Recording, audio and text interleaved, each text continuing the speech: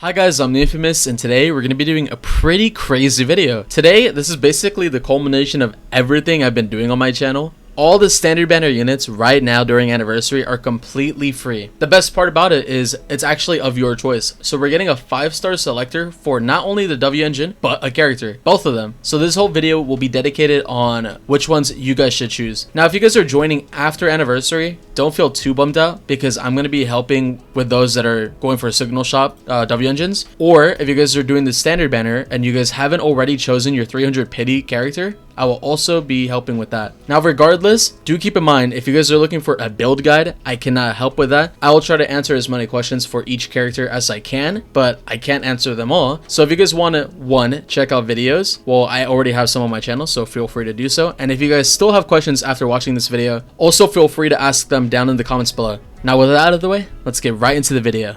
Lycaon is going to be the first standard banner character that we're going to be going over. And when going over these characters, I'm just going to assume you guys already have their signature simply because of the fact that you guys can literally pick it out during this patch, okay? So why would you guys want to pick Lycaon, right? To answer the question, it depends on your account, but I feel like he's probably the most universal character out of the bunch simply because of how many characters he benefits, right? If we take a look at his passive really quick, he gives ice damage res down. So this is a pretty big boost to literally any ice damage character. When we take a look at that list, first off, we have Ellen, a 1.0 character that's going to be gaining that buff. Hugo, that quite literally just ran, and he's going to be gaining the most benefit from it. And Miyabi, arguably the best character in the game. So when we take a look at just the sheer amount of buffs everybody gets from having him on the team, Lycaon is a pretty clear option. But if you guys aren't running a single ice character on your account, does he really help much? Well, that's where it gets a little difficult, right? He's an on-field stun agent for most of the time. If not, you're going to be using him for chain attacks. And if we look at his competitors, he has a pretty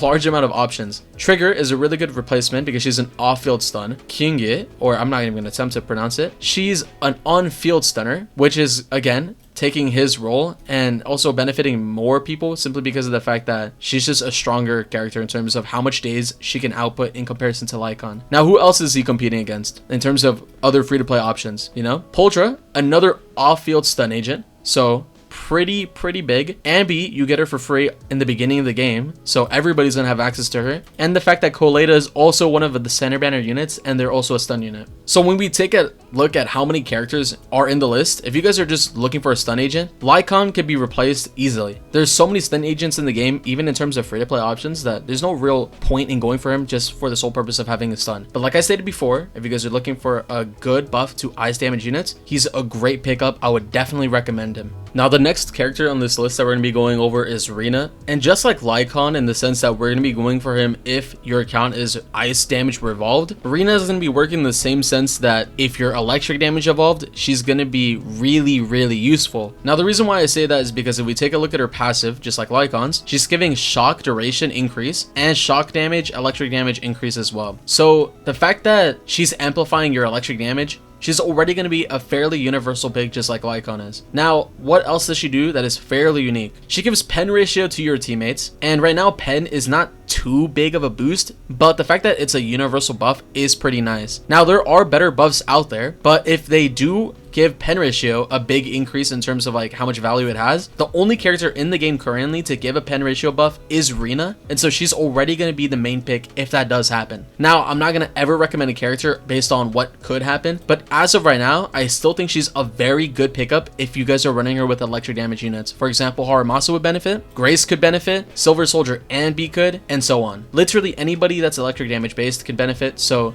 if you guys want a universal pickup, pick up Rina. But again, just like we did for Lycaon, what are her alternatives? Flat out, Astriel is the best character in the game, and if you guys want to have just min-max, right? What's your best supports? Astriel is the easiest pickup. She's the only premium support as of right now, so that's her only premium counter pick. Now, what do we have in terms of free-to-plays? Nicole is quite literally the best free-to-play, and she's one that you get for free in the beginning of the game.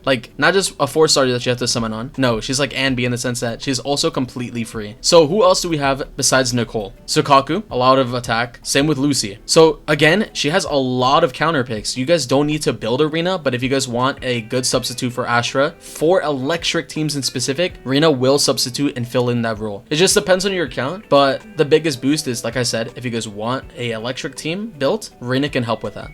Next character we're going to be going over is Koleda. Now do keep in mind, Koleda is actually the worst out of all the options, not because of her kit and not because of how clunky she is to do combos with. She's actually not bad at all. It is simply because of the fact that she has so many replacements, 2 of them actually being identical to her. So when we take a look at her options, it's kind of similar to Lycaon because they're quite literally the same class. They're both stun units. So what do we have to compete with? Again, Anbi, Lycaon, Poltra, those are all free to play options. Now the biggest problem with Koleda in specific is the best thing for Lycaon is nobody in the game is an ice stun. It's solely unique to him. He is the only ice stun in the game. When looking at Koleda, her biggest competition is one of the characters in this patch 2.0 coming up. One of them is actually a 5-star fire stun unit, which is a big problem for her. Now another big problem is the fact that she's already been replaced by a lighter. So even if we take a look at her own role as of right now, she already has a big substitute and she's only going to get further substituted by the new one. So I cannot in confidence recommend going for Koleda simply because of the fact that her element is taken out of the game. Now if we want to give her the benefit of the doubt, let's say she's just really good because she's a free to play option for those 2, that is fair. But when taking a look at the benefits that she would be helping, she's only helping 2 agents currently. Soldier 11, a 5-star free to play, and Evelyn, another 5-star fire again. That's only 2 characters that she's actually benefiting. We're not going to be coping and saying that she's going to be stunning for Bernice, because if we're going to run Bernice, we're running her with another anomaly. There is not enough fire characters in this game for me to recommend Koleda. Again, her role is taken and she just doesn't benefit too much. If you want her as a general stun unit, you guys have other free to play options that I would recommend building. So if you guys do not have Koleda and you guys are thinking about picking up an agent, do not pick her up. There's better options out there. Unless you guys really like the character, then in that case, don't let me be the one to stop you. But just keep in mind, in terms of pure value, there are better options. After talking about Koleda, I think another great character to look at right now is Nekomata. Now, ironically enough, when talking about Koleda here, I said, she isn't as good as a pick because of the fact that we have Jufufu and Lighter as options now. Nekomata suffers just because of the fact that she's ass. Like, it's actually so unfortunate because I love how she plays. But when we look at the roles, there is not a single 5-star DPS that's physical. So her role isn't taken, but her competition is really steep. Juyeon, Ellen were already better than her on release. Makes sense, right? Silver Soldier, Anbi, Miyabi, I can go on. But even on like standard banner counterparts, Soldier 11 is also just better. So why would you want to build a Nekomata? And back then, you would build her because of the physical weakness, right? She's a really good physical character because we have none. But to this day, we still don't have one, and she's objectively shit. Like, if we compare numbers, obviously she's a free-to-play character, right? Standard banner unit. But it's so sad because the same reason why I was saying, don't go for Koleda. Even though she's really good, her combos aren't bad at all. Her kit's nice. It's just the fact that she has substitutes. Koleda has none. But I'm not going to recommend her because ironically, or not really ironic, it's just sad, her damage comes from flanking the enemy. Like if we take a look at her damage right now, if you get assault, your EX special is going to do extra damage, stacking up to 2 times. That's a very conditional requirement. And then if we look at her W engine, her signature, if you're attacking somebody from behind, you get 25% extra damage. When are we ever going to get that in the big 2025? Back then it worked. We cannot do that anymore. So unfortunately, again, kind of like Koleda's situation, just flipped, right? Nekomata, I could not recommend it just because of the fact that she's so weak in comparison to the whole cast. If you want a DPS from the standard banner, Soldier 11 is a great pick. Please do not pick Nekomata unless you like the character, okay? Now, with that in mind, going into Soldier 11, just because of the fact that she is another DPS, Soldier 11 is infinitely better than Nekomata because of the fact that it's so simple to play her, number 1. And number 2, her like whole kit is super basic. You're basic attacking. If you time your hits right, you can get a fire infusion. When the enemy is stunned, you do more damage and you get more fire damage. If you're doing fire damage constantly by timing, then you're getting the benefit very simple. And when we take a look at her W engine, because of the fact that she's basic attacking, it's very easy to get this up. And all it gives you is attack. So as long as you get a pretty good crit ratio like I have here, you are good on substats because of the insane raw attack boost. She actually has access to arguably the best standard banner W engine in the game. So naturally, Soldier 11 is just a very good pick overall. Not only that, but she only has one competitor, and that's Evelyn. So as a free-to-play substitute, Soldier 11's there. And because of the fact that she's a fire element, she has access to 3 of the best stun units in the game. We have Koleda, we have Lighter, and soon to be Jufufu. So if we look at that, Soldier 11 has good options. really good options. Astriel, best support in the game. If you put her with Soldier 11, it's really good. Bernice, if you want to make use of the fire 4-piece right here, you could just by having Bernice off field with Astriel. Very easy to make use of Soldier 11, unlike Nekomata, unfortunately. Her kit just is very simple and very consistent. So if you guys want a really good DPS to start off and you guys are new players, Soldier 11 is excellent. I even use her and I'm a veteran. So don't worry if you guys feel like she's lacking. She's actually very good in comparison to the cast. Now the last one on this list is Grace, and the thing is, as much as I love this character, if you guys have access to majority of the anomaly agents in the game, we have so many flat out that there's no real point to getting her. For example, you can use her as an on-field driver or an off-field driver. If you guys want a free-to-play option and you guys don't have many anomaly agents in the game, Grace is an excellent choice simply because of the fact that the only other free-to-play anomaly agent in the game is Piper. There's only 2 free-to-play options. This is a 4-star and this is a standard banner unit. So if you guys want a free-to-play option, you guys don't have much anomaly, Grace is easily the best pick here because, well, she's the only other free-to-play option besides Piper. So naturally, she doesn't have much competition. Big problem here is you have a substitute with Yanagi as an on-field driver or off-field driver. You guys can do either or with her. You guys want dedicated off-field drivers? We have Bernice, we have Vivian. If you guys want on-field, we have Jane Doe, Miyabi. So all her roles are taken essentially. Grace is always going to be the second or third best option. She's never going to be the best in slot, unlike somebody like Rina, unlike somebody like Lycaon, you know? So if you guys want to talk about value, these 2 are probably the most value in terms of picking. But if you guys just want another free-to-play option, Grace is probably best in line as a third option simply because she has so many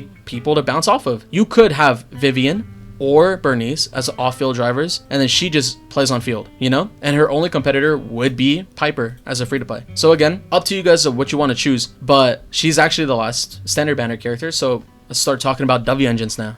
When taking a look at W engines, I gotta specify one thing. If you guys pick the standard banner unit and you guys do not have their W engine, common sense, you guys should probably pick that W engine signature, right? So for example, if I'm picking Lycaon, this is his signature, I choose that. If I'm going for Grace or her signature, I would pick that. Now, if you guys are looking for something that's just general use case, what's the best, right? The Brimstone, I would say, is flat out the best just because of the fact that you get a raw attack stat and more attack. It's very simple, very easy to use. Quite literally everybody benefits from this passive, so very simple. I can recommend the Brimstone flat out. But because of the fact that we know what's the best, what is the worst, what is not worth going for? If we're talking about worst, it's got to be Still Cushion. Even though we can make use of this crit rate, nobody makes use of the flanking nor the physical damage bonus because, like I said earlier, we do not have a dedicated 5-star physical DPS yet currently besides Nekomata, so this is just not worth it. If we're taking a look at the second worst, it's gotta be Grace's, simply because of the fact that the pen ratio isn't as useful as something like attack, anomaly mastery, or anomaly proficiency. Even energy regen, which you get from Bernice's, this would be more useful than Grace's, simply because pen ratio is only going to be really taken to its max performance if you're running her with Rina. So you can't even really make full use of this main stat otherwise. Luckily, Grace works perfectly with Rina, and this is why both of them have a lot of pen ratio built into their kits. So if you guys are, you know, fortunate enough to have both of them, easily get the signature for her. But if you guys don't, I would recommend going for either Rina to prioritize because this is universal. You get energy, so it helps her, and the damage increase is good for your team, right? If you're not getting that, then I would recommend the Brimstone or Koleda signature because the off-field regen is really good for stun units like Trigger and so on. So if I were to make a priority order, get Brimstone if you want a universal free-to-play option, get Rina's signature if you guys have her because this is a really good damage bonus and it helps her build up her passive fully, and then lastly, Hellfire because of the fact that somebody like Trigger off-field regen is really good, not to mention the impact increase. Anyway, I hope you guys enjoyed this video. I try going in depth as much as possible. If you guys still have any questions for me, please feel free to ask. I like answering questions anyway, so you know, very convenient for me. I also want to say thank you for 500 subs. That is insane. You guys are crazy. Thank you very much for the support. I will be making more videos. Right now, I'm very excited. 2.0. I do not know if I'm going to be going for the new characters simply because there's a lot of new teased characters, but she looks very sick. I want to make some videos on that new content. Also, I will be having members soon. I don't know when I'm going to announce it on an official video because I plan on doing that, but because of you guys, we are now able to do that. I just want to say thank you. I really do appreciate it, and I really do hope I helped some of you guys make a better decision, or I just hope that you guys enjoyed the video in general. Now, I'll see you guys next time. Bye-bye.